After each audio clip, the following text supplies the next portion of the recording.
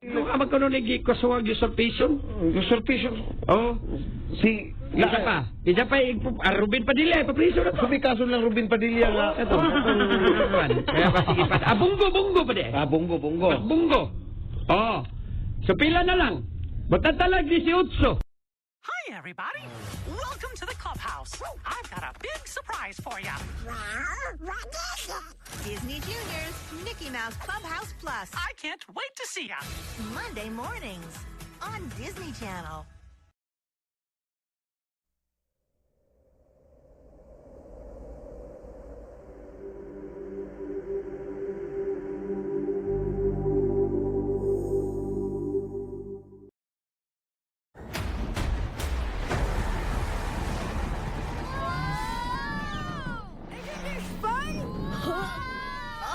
I think I'm more of a land mammal.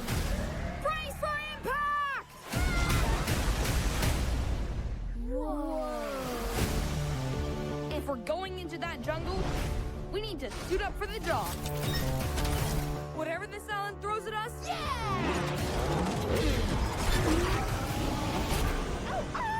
we'll be prepared. We are so not prepared! Run! I am running! I'm a bulldog! This is as fast as I can go! This summer, Dino Island is the greatest discovery in the world. I'm Rex. Why don't you let me show you around? Yeah! Welcome to my home sweet home. Whoa! It doesn't have a big screen TV or Wi-Fi. Ah, That's just my iCloud. He's always watching.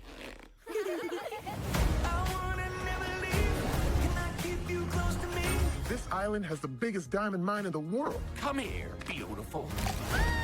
When in doubt, we blast it! That's a volcano! you're going to destroy the island. We need all the help we can get!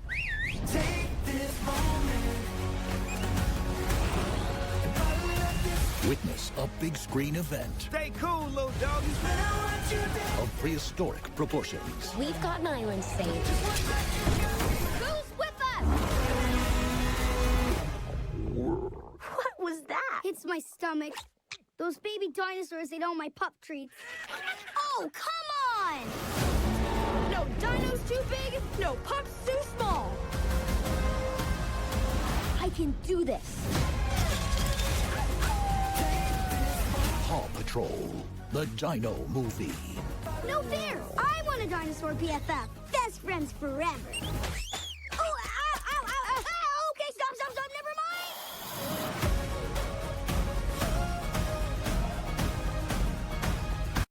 Ang mga tinututukang balita at istorya sa #1 newscast sa bansa. Hatid ng dekalibreng anchors at hosts ng GMA Integrated News. Mel Tiangco, Vicky Morales, Emil Sumangil. Kasama sina Iya, Kuya Kim, Martin, at ang buong puwersa ng GMA Integrated News. Team 24 Oras. Reporting for duty. Weeknight, 6:30 p.m.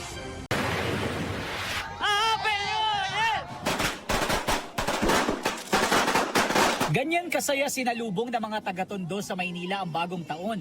Bawat kanto may kanya-kanyang latag para ma-enjoy ang New Year. Tulad sa bahaging ito ng Yuseco Street kung saan napahataw pa sa street ang dalawang senior citizen. Gayun din ang magkakaibigan na yan. At sa kabila ng paalala ng Manila LGU, may ilan pa rin na gumamit ng mga iligal na paputok.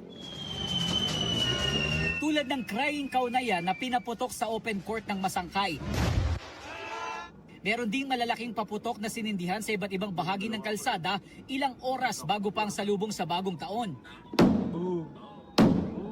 Sa bahaging ito ng Solis, may kita na binato na lang ng tsinelas ang paputok na yan na hindi nagtuloy.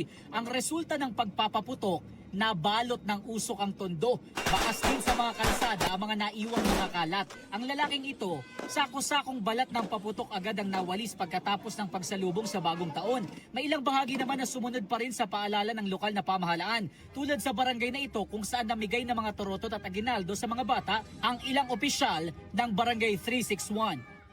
Kasunod ng kasiyahan sa pagsalubong sa bagong taon, dumami ang bilang ng mga pasyenteng naputukan sa Maynila. Sa Tondo Medical Center, kita ang dami ng mga pasyente sa blast case ER.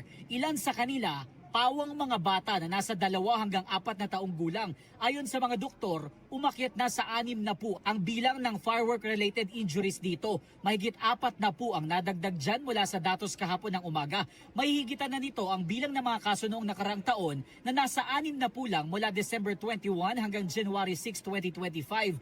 Ayon pa sa mga doktor, 2 sa mga bagong pasyente ay kailangang tanggalan ng bahagi ng kamay at paa matapos maputukan ng Philbax at King Kong. Nakakita din kami ngayon ng 5 injury sa mata. So may mga naputukan sa mata, natalsikan ng mga pailaw, may mga burns na superficial, tapos meron din sa mukha, din meron sa mga katawan. Ayon pa sa kanila, karamihan sa mga biktima ay tinatawag na passive patient o yung mga nadamay lang sa paputok.